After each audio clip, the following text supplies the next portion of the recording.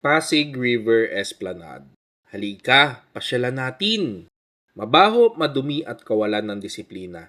Iyan lamang ang kadalasan na pumapasok sa utak ko kapag naririnig ang Ilog Pasig. Ngunit malaki na daw ang ipinagbago nito ngayon. Magandang tanawin, masasarap na pagkain at napakaromantikong pasyalan. Iyan ang sinasabi ng mga nagpunta na dito at sinasabing maganda nga at kaiga-igaya. Kaya naman, nandito tayo ngayon upang alamin ang katotohanan kung maganda na nga ba talaga magpunta dito. Halika sa Maynila! Ang esplanada ng Ilog Pasig ay matatagpuan sa 1,000 Riverside Drive sa Ermita, Maynila. Sa likod lamang ito ng tanggapan ng Koryo. Ito ay may habang 500 metro. Simula sa pagbaba ng tulay ng MacArthur na dadaan sa tulay ng Jones at ang dulo naman ay sa tulay ng Binondo.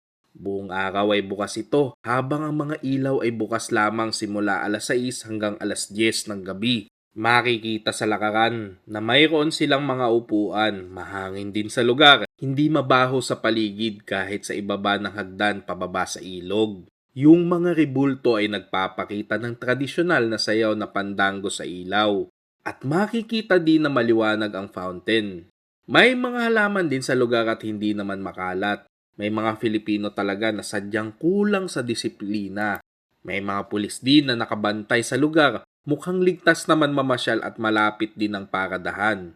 Heto nga at maaari ka pang dumaan sa ilalim ng Jones. Napakadami din ng tao at mga magsing-irog.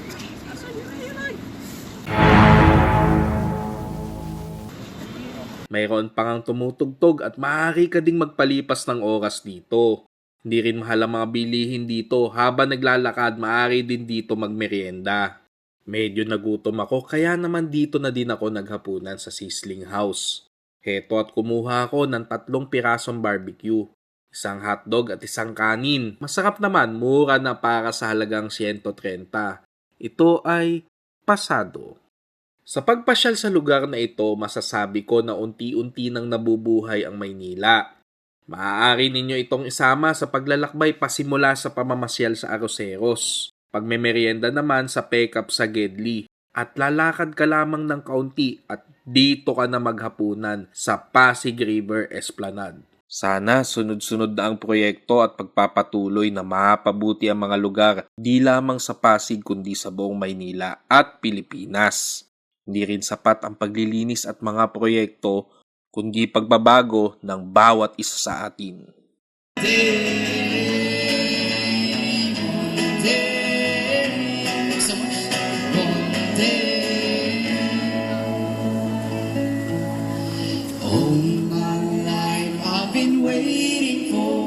I've been praying for the people to say that we don't wanna fight no more, and our children will play. Kung nagustuhan mo ang mga ganitong pagsusuri at puna sa bawat bibisitahin namin, ay maaari mong i-follow ang aming page at ang aming YouTube channel.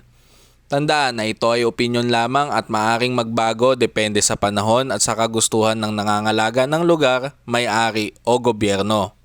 Maaari kayong magkomento para sa mga karagdagang pagbabago, payo at kung iba ang pananaw ninyo sa aming mga sinabi. Maraming salamat sa suporta!